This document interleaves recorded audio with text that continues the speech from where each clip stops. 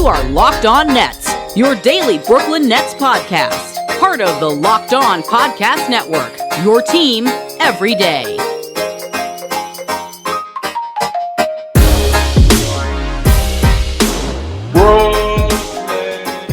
Brooklyn, yo.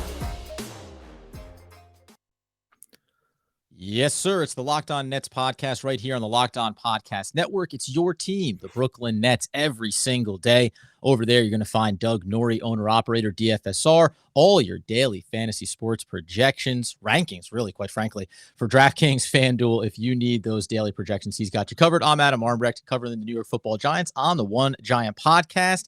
We thank you for making us your first listen of the day, free on all those great platforms. Doug, we dive in on injury updates around one Joe Harris, taking a look at James Harden from last year to this year, and then also comparing two of these superstars in Irving and Harden as they are both on and off the court.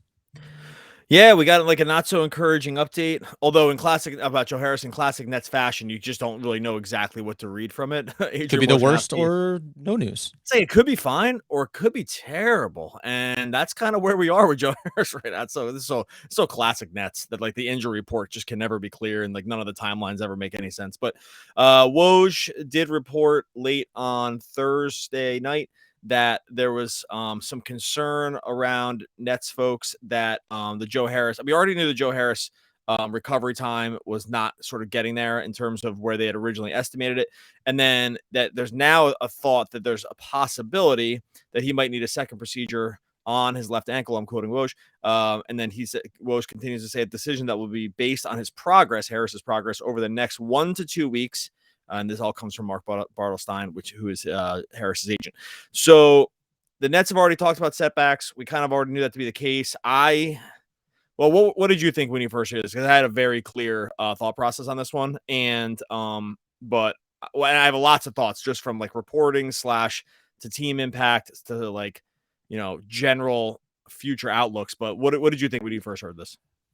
Yeah, listen, I said it, maybe a couple of weeks ago on the podcast when they talked about getting a second opinion. He wasn't back on the initial timeline they provided. I said then there's a chance that Joe Harris does not play this season for the Brooklyn Nets. And this feels like maybe it's trending in that direction. So that's the first massive negative. If I want to then project it out here over a couple of key phases. First one is obviously the trade deadline. If the Nets were anticipating getting Joe Harris back and adding his perimeter shooting along with Patty Mills, and then I guess at this point you'd say Kyrie Irving and then Kessler Edwards as being these guys with the perimeter bag on this team, then it probably goes to the offseason. And we've, now we're getting into those waters with what's going to happen potentially with James Harden. I think you're now getting into the world too, where the next phase might be that moving off of him becomes far more likely at some point because of this injury, because you're simply going to have to make short-term decisions that'll probably impact his long-term ability to stay on this team, quite frankly.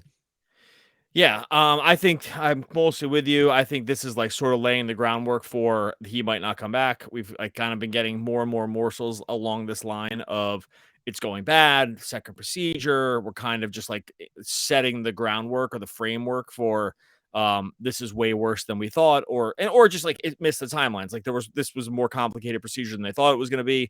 I mean, like when a bone chip is floating around in your ankle, it's like not exactly a thing you hear about a lot happening with injuries. So already I think from the jump, you were looking at something that was maybe existed sort of outside the realm of your typical injury, right? Like usually timelines are super accurate around this stuff because they just know it's like, hey, sprained ankle, grade 1, you're going to take this long. ACL tear, you're going to take this long. Like they just kind of know at this point.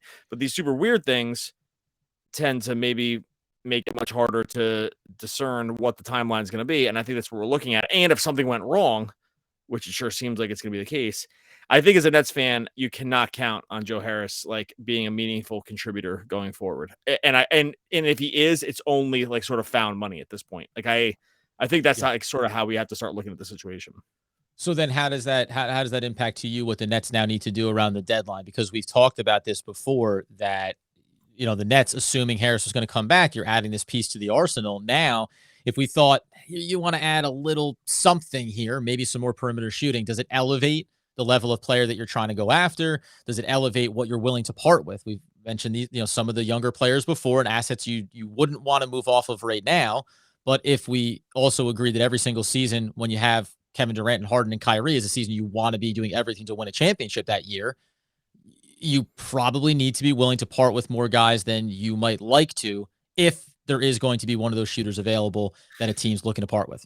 Well, I'll tell you, this is like the worst of all worlds kind of situation for the Nets because as much as people want to just kind of just take this guy to task all the time about his playoff performance, whatever, they just really absolutely need his exact archetype of player. Like he's perfect for this team, stretch three, whatever on the defense, but he's like so lights out on the offensive end that it makes up for so much of like what he lacks on defense. Mm-hmm. And the numbers just bear it out so clearly. Like if you look at, and I'll get to what the future plans are here in a second, but if you look at like just the on-off court stuff, like since Harris left the team, so he gets injured back on the 14th of November. Before that game, like that happened, the Nets took 35 threes from per game. They hit 13 of them for 39% from three, absolutely elite. Then Joe Harris leaves, and it instantly just turns on a dime. And now, since then, which is a huge, pretty big sample size, the team is 10 for 30 per game, 33% from three. Like if you needed any more clear numbers about like this guy's impact on the team and what they are able to do in terms of stretching the floor, it's unassailable. Like they just absolutely need him. He's so critical for what they do. So just from that standpoint, it's a massive loss. The reason I said it's worst of all worlds is because like actually kind of in this scenario where he can't play, he'd be the guy you'd ship off because he actually makes money. He actually makes real money that you can attach to a trade that can bring back in like for like dollars and like maybe throw in a Claxton and something else and bring back maybe sort of a meaningful piece. Like, I don't know, Eric Gordon, someone like this, like these guys that actually make dollars that like the Nets really can't hope to match. Except you can't trade an injured player really because no team's going to want to take the risk. So you're really kind of, frankly, I hate to say this, you're kind of screwed. Like this is actually, I don't know. That's it. Like that's it. Like they're just kind of screwed around the situation. Well, and this is where, so when I was talking about, what it means maybe long-term for Joe Harris on the Brooklyn Nets, that's where the short-term piece would be. Those classic 3-team deals, where it would be, we're moving off Joe Harris, but not because he has value to where he's going. It's because we're just trying to free up the $17 million that he represents and then also move off of a Millsap. Why would any team do that? Like, why would no, only you're talking about a salary dump. You're going to throw a pick at the Oklahoma City Thunder and a $17 million contract so you can get rid of it. And then you're going to go to another team. You're going to give up another asset and a couple of players to bring somebody in 100%. It's not going to be someone going, oh, well, we'd love to have him.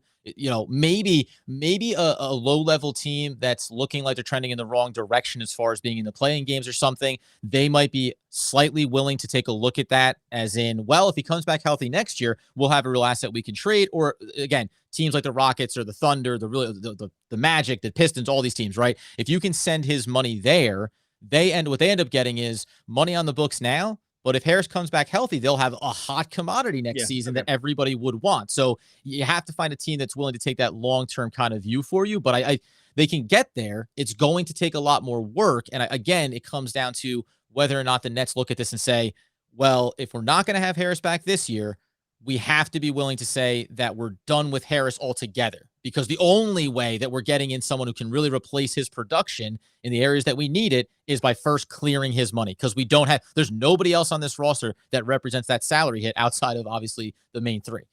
And from three, you're really not bringing anyone that can replicate his production. Like that's the other problem too. So whatever you're getting back in this like wildly fantastical situation is that it's still going to be a sort of like 75% of what Harris, like his elite skill is, which is shooting threes. And, you said salary dump, which I think is like, sort of true, but like typical salary dumps, like an Eric Gordon thing or whatever, are expiring contracts. Like he still has 2 years left in this deal. So it's not like you're stuck with them. If you get him, you're stuck with the money. Now I do see the scenario what you're talking about, which is saying, okay, maybe you buy super low now, right? And then he does come back and like some meaningful contender does want his services a year from now. It's a huge risk. It's almost like the Nets would have to attach something. Like this is what I mean. Like the Nets would have to bring something else along with it. Like you'd have to like attach like Claxton to it or something. Like you can't just like you'd have to do something like this. And so I'm not going to go with all these scenarios because what I really believe is they're not going to do it. Like they're not going to be able to trade him, so it's not going to matter, and they're just going to have to hope that he comes back. And look, if you're a Nets fan at this point, and we'll talk about the Harden thing shortly, but if you're a Nets fan at this point, you're like, man, what else? Like, what else is going to happen here? Like, this is completely crazy. We're on 2 seasons of this BS where it's like they just can't ever line anything up. with around the guys that they signed, which all in a vacuum, all make total sense.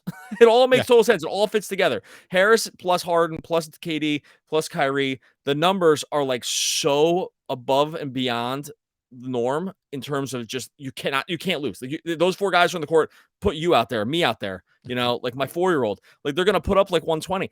Like it all works on paper, except in reality, it just never has.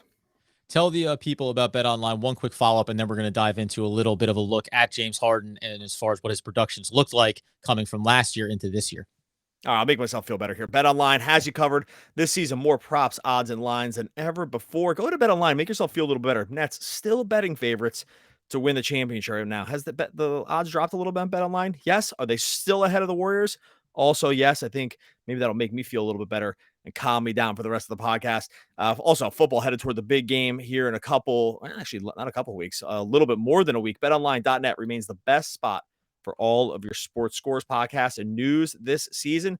It's not just football, not just basketball. BetOnline has up-to-the-minute info, pro and college hoops, NHL, boxing, UFC, maybe sprinkling some Vegas casino stuff there too. Don't wait to take advantage of all the new and amazing offers available for the 2022 season. BetOnline, where the game starts. Hey, you made us your first listen. Obviously, the deadline is coming up there. Doug just mentioned it before. Thursday, February 10th, 3 p.m. Locked On NBA Podcast is going to be giving you coverage live from 2 to 4 on February 10th. Be Kim Becker, John Carolus, and Locked On Fantasy Basketball host Josh Lloyd, plus analysis from all the local experts should a deal go down. Be sure to subscribe and follow and check them out over on YouTube so you don't miss any of those key updates.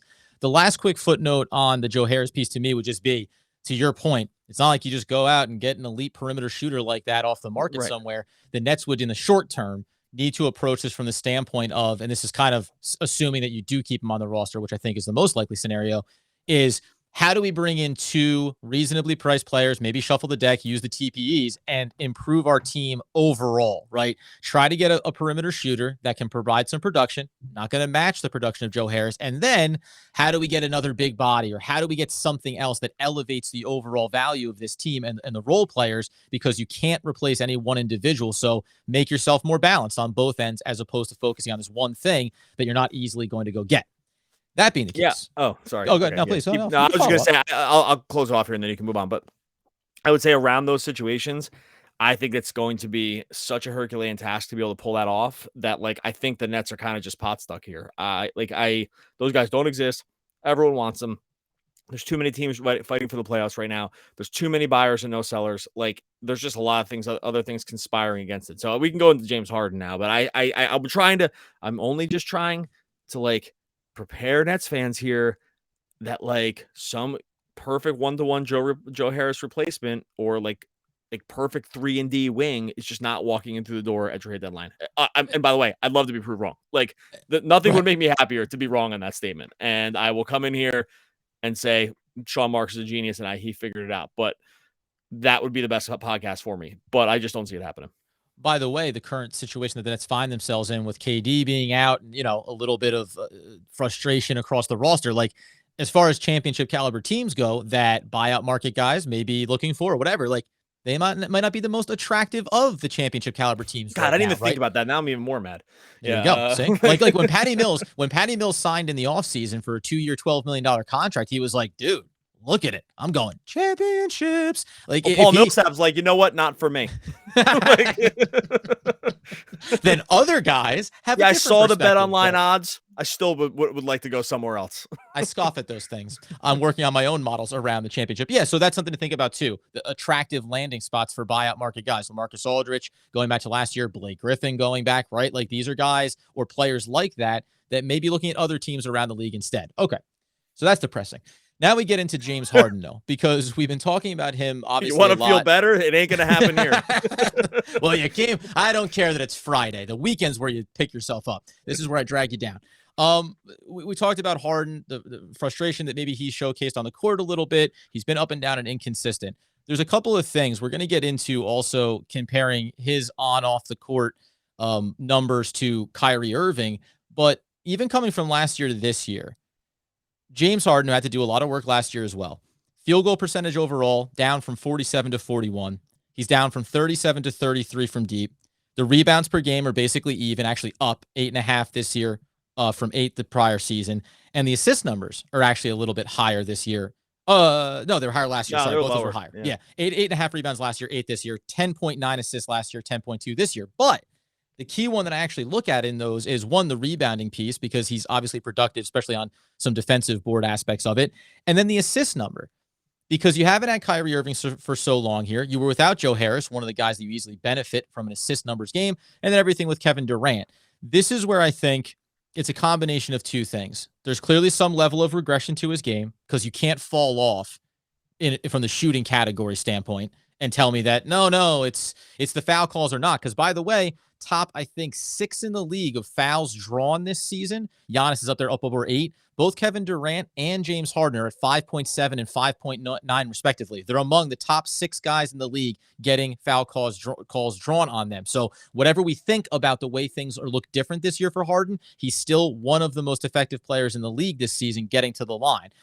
The assist number, though, tells me that this is the guy that is most negatively impacted when Kevin Durant or Kyrie Irving or any of the key players, Joe Harris, are not, or the issues with LaMarcus Aldridge, or even a guy like Claxton. Everybody, this team not being the way it was designed to be coming into the year impacts Harden the most negatively, because the fact that he essentially is only 1 assist off from last season to this season with everything that we've seen tells me that he still wants to lean into, like Kyrie had said when he first came over in the trade last year, you're the point guard, I'm going to play off ball here.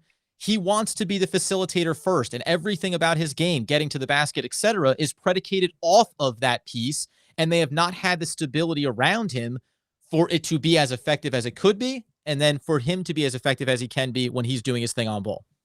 Yeah, like we all know, having watched this guy for a long time, as compared to Kyrie and KD, the game is just predicated on different things.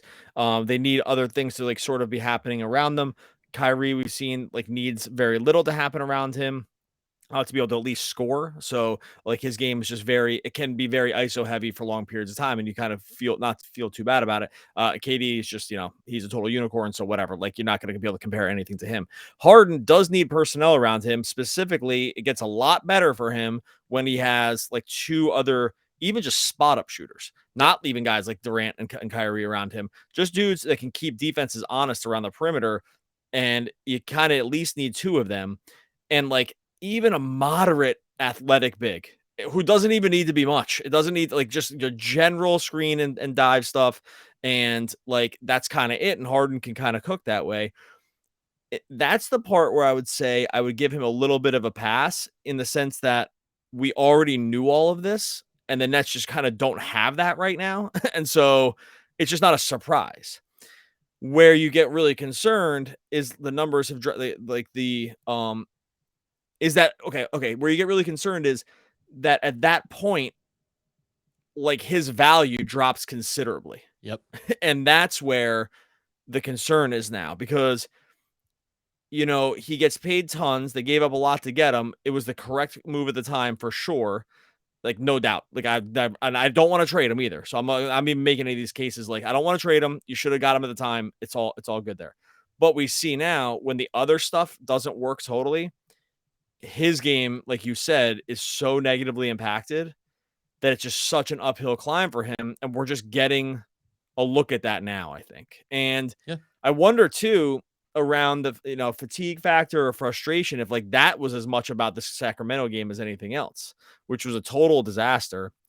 And it's just like, hey, I can't carry the load, and I'm also kind of not able to with this setup. Right? Like, I'm not able to over the long term, and like, that's where we are.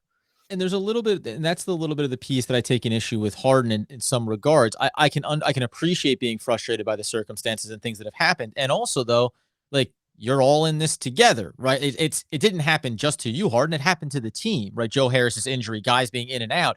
And I still get it. I still get it, but it doesn't excuse the performance. The performance is a disaster. Like, right.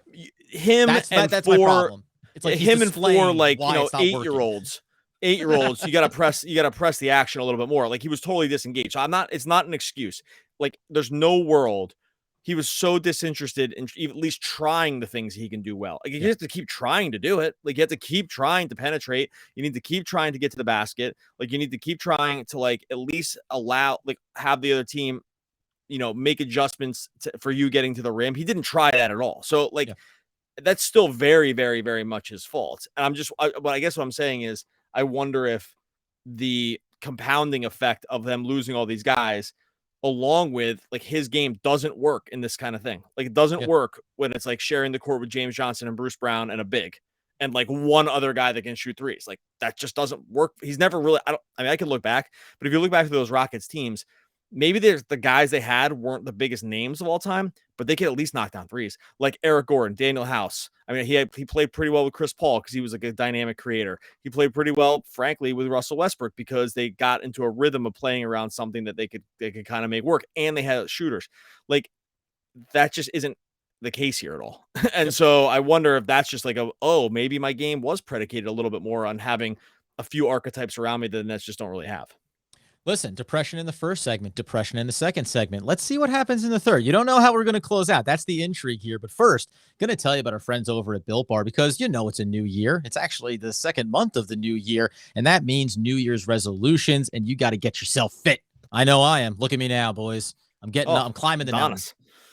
Can you believe it? The complexion still struggling, but the fitness is on a rise here. That's I've been making sure to make Built Bar a part of that plan. Built Bar is the protein bar that tastes like a candy bar, maybe even a little bit better, but you get to avoid all of those nasty parts of a candy bar. That's the calorie intake. A Built Bar, for example, not only covered in 100% real chocolate, but you're only getting 130 calories, just 4 grams of sugar, 4 grams of net carbs, and 17 grams of protein. Like I said, compared to a candy bar, 240 calories and 30 grams of sugar. It's disgusting. It almost makes my mouth hurt just to say those words. You get over there, obviously, at built.com. You're going to go ahead and give yourself an opportunity to get all the different flavors. They have amazing ones from raspberries, cookies and cream, salted caramel, mint brownie, and so many more. In fact, Built Bar is always coming out with new and delicious flavors, for a limited time only. So be sure to check over on built.com early and often. Last piece then here. The fans are asking, is it going to be fun? Is it going to get bad? Let's then compare, if we know that it's been a bit of a struggle for one James Harden, the other side of this coin. And I think, obviously, with the big three, the easy one to compare to is Kyrie Irving. They're both guards. They're both a part of facilitating the offense. So I dove into the numbers, the on-off numbers here. I don't want to get too bogged down, but there's a couple of ones. I'll start with the per 100 possessions, right? So per 100 possessions, Kyrie to Harden. Kyrie plus almost 10 points when he's on the court, 121. Plus 4 for Harden at 114. But the offense is significantly better, 7 points per 100 possessions better with Kyrie. They're both around the same in terms of assists when they're on the court, both in the plus in that regard. The assisted points are 61 to 60. That's both in the positive, as are the free throw attempts per game. Interesting part about that is, though, even though Harden, when he's on the court, the team averages 2 more free throw attempts per 100 possessions, they actually average almost 3 more when Harden's off the court. Figure that out over 100 possessions. They're actually getting more trips to the line when Harden's off the court than when he's on. The other big one here is the field goal per 100. It's going to be 12 and a plus 2 for Kyrie, even when it's Harden on the court. There's a couple other ones that I want to get into, but just a pause with all those slew of numbers.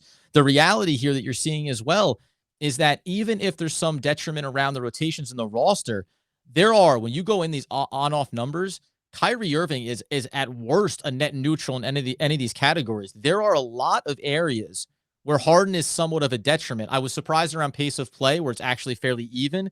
But do any of these things surprise you before I get into some like second chance points and things like that? Specifically, like the free throw opportunities, you would think that would be more productive with Harden on the court, and yet it's actually to the detriment of the team. They get to the line more frequently when he is off the court.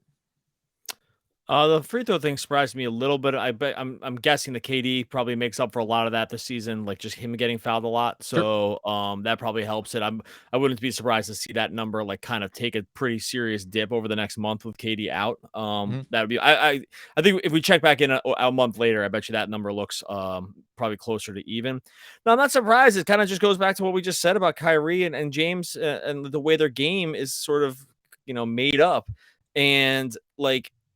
Harden just needs more dudes, and he just can't at this point seemingly carry a full offense by himself. Like if you look at even PBPstats.com, which is really good kind of for some of this on-off stuff, like Harden without Kyrie this year is basically like the offense, like a net rating is 1.65, which is pretty close to, neutral. But then if you flip to the other side with Kyrie, then now again, the sample size is way smaller. Although sometimes with your eyes kind of bear this out a little bit more. We just talked about it last segment. He's net rating is 16 plus 16, like a 123 offensive rating with him on the court without James Harden. And like, I get that that's personnel independent, but it also lines up with what you think about watching their games. It's like, yeah, this dude can get shots from anywhere. And Harden, it's a much, tougher road to hoe. Like, you just can't, like, it just doesn't happen. It just doesn't happen as easily. And I'll tell you right now with him, like, one other difference too, is that with Harden, unless he's just with the ball doing it, like, it won't happen at all from him because he doesn't do a single thing off the ball. So, like, it's either him doing it all or nothing.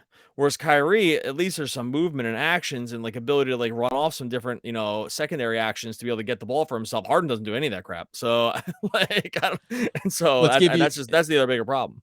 Here's the extra difference too, before we get into some of these other ones. Defensive points per 100 possession. Kyrie Irving on off 115 when he's on the court. It's a plus 4.5. 113 for Harden, neutral, on off when he's on or off. So we know you don't expect big defensive plays from your superstars. It's offensive driven, but as indicative from that Kings game where it felt like, listen, I'm not expecting a lot from you, but I do anticipate a little bit more than kind of slapping your left foot out there towards the 3-point line and going, I guess he got the best of me. Like, the effort on the defensive end obviously bears itself out with an impact. Other ones that I want to get to here quickly, because these are some large ones. Second chance efficiency. Kyrie Irving on the court, the Nets are a plus 21. Harden, minus 6.5. Second chance possessions per 100, 12 you mean and like a half. offensive rebounds and stuff like that? Is that what second chance opportunities and the efficiency with those opportunities as well. Second chance possessions per 100, plus 2 for Kyrie and 12.5 per 100, excuse me. Negative narrowly for Harden and only 10 per 100 possessions as well. First chance points, it's a plus 4.5. They're even kind of in these categories. Those are the easy ones. But second chance points per 100 possessions ends up being a plus 5 and 18 points over 100, 13 for Harden. Like, the problem here is too, and I think to your point, if it doesn't happen with the ball in Harden's hands, I know numbers, you get bogged down in them, but if it doesn't happen with the ball in Harden's hands, then it doesn't happen while he's on the court. That's the biggest issue here. Kyrie has shown the ability to have the offense be productive while he's there, whether it's through his own action or the facilitation of others. And one of the other numbers that I didn't throw out here as well was the fouls over the course of 100 possessions for each of these players on and off. And the free throw number, I think, bears this out, because even though they get fouled more, they get to the line more when Harden's on the court, as we talked about the last couple of games, the reason why you don't get to the line as much with Kyrie is because he avoids the contact, right? He's so good at body control that he actually just gets the bucket and doesn't need to go to the line for those opportunities. It's just all of these things here are really to sum up this idea of, I think, at least where I'm getting to now, is when you evaluate James Harden relative to Kyrie Irving and relative to Kevin Durant, you now have to look at Harden, as we said now. He is a system and player dependent productive superstar. Kyrie Irving and Kevin Durant are superstars. They're productive no matter what's going on around them. Clearly, James Harden is now being put into a separate, slightly lower category, and it doesn't mean that you can't maximize the success with him, but you do have to be much more thoughtful around who else is on the court with him and how you build out the roster, something that the Nets just cannot instantly, with a snap of their fingers, correct at this point of the season. Yeah, I think we would both agree that like James Harden's still a superstar. So I want to like make sure like we're not couching this in some way that's gonna have he's a 9.7 superstar, not a 10. Infinity comments coming at us that but you have to agree that he needs one or two extra guys to really unlock his full potential, which is amazing, right? I wonder too about those second chance points that like Kyrie tends to sow so much more defensive chaos on the other end. Like his things, like Harden stuff is kind of the same stuff. He does it really well, so you live with it. It's like ISO, dribble. Like when he's not playing with the big three, there the ball was popping and all this other stuff. But when he's by himself, it's like top of the key, 50 dribbles. I'm either going to try to take you or I'm going to do a step back three. And the defense can kind of just stand there and like get into a position to kind of wait for what happens. Kyrie's stuff is so much different where it's like, he gets into weird spots, He angles his body in really weird ways. Defenders end up becoming out of position. And I was actually was what I'm making this up kind of, but it makes sense to me when I think about it. Is that like the reason you probably are afforded more second chance opportunities with Kyrie is because the mechanics of what was happening on the other end break down because he's done something to break it down. It's like he's past his first defender, the first defender's trailing, and now there has to be some kind of like secondary step up, and like now they're flailing their bodies at him, and then it just allows for other stuff to happen behind him, right? If I'm just trying to like sum up a Kyrie possession, right? Well, okay, because and if you think about Harden, you said it, when he's shooting from the perimeter, well, the Nets don't have the big bodies to bang and maybe grab an extra opportunity on the rebounds, and then even on Harden's drives, it's a straight line drive. He's going and attacking at the rim. Yeah. He's looking for the fouls. When Kyrie goes in and the defense starts to collapse, it'd probably be a good thing to start to watch. I feel like the eye test will bear it out. Blake Griffin, Nick Claxton, whoever else gets to kind of just come up from behind and sweep in from the side and maybe get something because of how unconventional the approach is coming in. And this is like not a secondary scoring piece, but we've seen Kyrie sort of like duck into the lane, manage himself around the big bodies. The defense has to come in and help because like who knows what's going to happen, and then he finds Patty Mills, right? Like, like he's able to actually kick it out. We've seen that happen multiple times. We would see even more. Which is a bigger part of his game, not as big for Harden. Harden's not a drive and kick guy. Not Kyrie typically. Is more of that, right? Not typically, and frankly, like he shouldn't be. He gets fouled enough that like at that point he should be looking for contact more than looking to get it out. Kyrie doesn't, seek contact in the same kind of way. So yeah, I don't know. All right, well we're gonna get out of here. Surprise! Good, I'm not sure we came up with any positives here. It's like we need the vaccine mandate to go away, and we need that's kind of what we need to happen. So Kyrie can play all his games. Like that's where. Would you give? Do you have a piece of your bone in your ankle that Harris could have? Just if you're not using it, really.